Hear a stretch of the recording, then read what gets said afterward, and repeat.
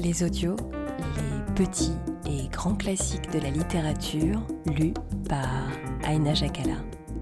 Aujourd'hui, je vous propose de découvrir ou de redécouvrir la première lettre du recueil Lettres à un jeune poète de Rainer Maria Rilke. Paris, le 17 février 1903. Cher monsieur, votre lettre vient à peine de me parvenir. Je tiens à vous en remercier pour sa précieuse et large confiance. Je ne peux guère plus. Je n'entrerai pas dans la manière de vos vers, toute préoccupation critique m'étant étrangère. D'ailleurs, pour saisir une œuvre d'art, rien n'est pire que les mots de la critique. Ils n'aboutissent qu'à des malentendus plus ou moins heureux. Les choses ne sont pas tout à prendre ou à dire, comme on voudrait nous le faire croire. Presque tout ce qui arrive est inexprimable et s'accomplit dans une région que jamais parole n'a foulée. Et plus inexprimables que tout sont les œuvres d'art, ces êtres secrets dont la vie ne finit pas et que côtoie la nôtre qui passe. Ceci dit, je ne puis qu'ajouter que vos vers ne témoignent pas d'une manière à vous. Ils n'en contiennent pas moins des germes de personnalité, mais timides et encore recouverts. Je l'ai senti surtout dans votre dernier poème, « Mon âme ». Là, quelque chose de propre veut trouver issue et forme, et tout au long du beau poème « À Léopardie » monte une sorte de parenté avec ce prince, ce solitaire. Néanmoins, vos poèmes n'ont pas d'existence propre, d'indépendance, pas même le dernier, pas même celui à Léopardie. Votre bonne lettre qui les accompagnait n'a pas manqué de m'expliquer maintes insuffisances que j'avais senties en vous lisant, sans toutefois qu'il me fût possible de lui donner un nom. Vous demandez si vos vers sont bons. Vous me le demandez à moi. Vous l'avez déjà demandé à d'autres. Vous les envoyez aux revues. Vous les comparez à d'autres poèmes et vous vous alarmez quand certaines rédactions écartent vos essais poétiques.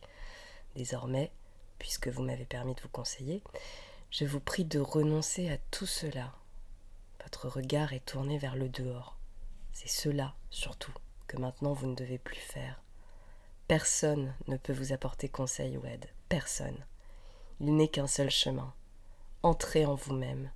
Cherchez le besoin qui vous fait écrire. Examinez s'il pousse ses racines au plus profond de votre cœur. Confessez-vous à vous-même. Mourriez-vous s'il vous était défendu d'écrire ? Ceci surtout. Demandez-vous à l'heure la plus silencieuse de votre nuit, suis-je vraiment contraint d'écrire ? Creusez en vous-même, vers la plus profonde réponse. Si cette réponse est affirmative, si vous pouvez faire front à une aussi grave question par un fort et simple « je dois », alors construisez votre vie selon cette nécessité. Votre vie, jusque dans son heure la plus indifférente, la plus vide, doit devenir signe et témoin d'une telle poussée. Alors, approchez de la nature. Essayez de dire, comme si vous étiez le premier homme, ce que vous voyez, ce que vous vivez, aimez, perdez. N'écrivez pas de poèmes d'amour. Évitez d'abord ces thèmes trop courants. Ce sont les plus difficiles. Là où des traditions sûres, parfois brillantes, se présentent en nombre, le poète ne peut livrer son propre moi qu'en pleine maturité de sa force. Fuyez les grands sujets pour ce que votre quotidien vous offre. Dites vos tristesses et vos désirs, les pensées qui vous viennent, votre foi en une beauté. Dites tout cela avec une sincérité intime, tranquille et humble. Utilisez pour vous exprimer les choses qui vous entourent, les images de vos songes, les objets de vos souvenirs. Si votre quotidien vous paraît pauvre, ne l'accusez pas. Accusez-vous vous-même de ne pas être assez poète pour appeler à vous ces richesses. Pour le Créateur, rien n'est pauvre.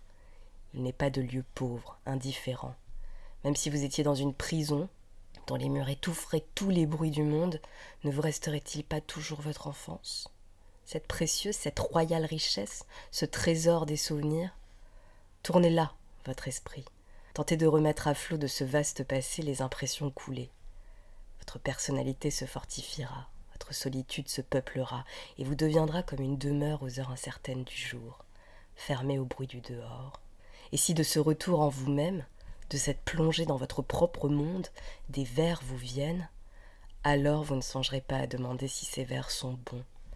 Vous n'essaierez pas d'intéresser des revues à ces travaux, car vous en jouirez comme d'une possession naturelle, qui vous sera chère, comme l'un de vos modes de vie et d'expression. Une œuvre d'art est bonne quand elle est née d'une nécessité. C'est la nature de son origine qui la juge. Aussi, cher monsieur, n'ai-je pu vous donner d'autres conseils que celui-ci. Entrez en vous-même, sondez les profondeurs où votre vie prend sa source.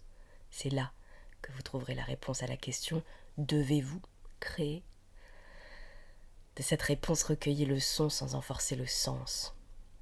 Il en sortira peut-être que l'art vous appelle. Alors prenez ce destin, portez-le avec son poids et sa grandeur, sans jamais exiger une récompense qui pourrait venir du dehors. Car le Créateur doit être tout un univers pour lui-même, tout trouver en lui-même, et dans cette part de la nature à laquelle il s'est joint. Il se pourrait qu'après cette descente en vous-même, dans le solitaire de vous-même, vous dussiez renoncer à devenir poète. Il suffit, selon moi, de sentir que l'on pourrait vivre sans écrire pour qu'il soit interdit d'écrire. Alors même, cette plongée que je vous demande n'aura pas été vaine. Votre vie lui devra en tout cas des chemins à elle. Que ces chemins vous soient bons, heureux et larges. Je vous le souhaite, plus que je ne saurais le dire. Que pourrais-je ajouter ? L'accent me semble mis sur tout ce qui importe. Au fond, je n'ai tenu qu'à vous conseiller de croître selon votre loi, gravement, sereinement. Vous ne pourriez plus violemment troubler votre évolution qu'en dirigeant votre regard au dehors, qu'en attendant du dehors des réponses que seul votre sentiment le plus intime, à l'heure la plus silencieuse, saura peut-être vous donner. J'ai eu plaisir de trouver dans votre lettre le nom du professeur Horacek. J'ai voué à cet aimable savant un grand respect et une reconnaissance qui dure déjà depuis des années. Voulez-vous le lui dire ? Il est bien bon de penser encore à moi, et je lui en sais gré. Je vous rends les vers que vous m'aviez aimablement confiés, et vous dis encore merci pour la cordialité et l'ampleur de votre confiance. J'ai cherché dans cette réponse sincère, écrite du mieux que j'ai su, à en être un peu plus digne que ne l'est réellement cet homme que vous ne connaissez pas. Dévouement et sympathie, Rainer Maria Rilke. L'histoire est à présent terminée. Merci beaucoup pour votre écoute.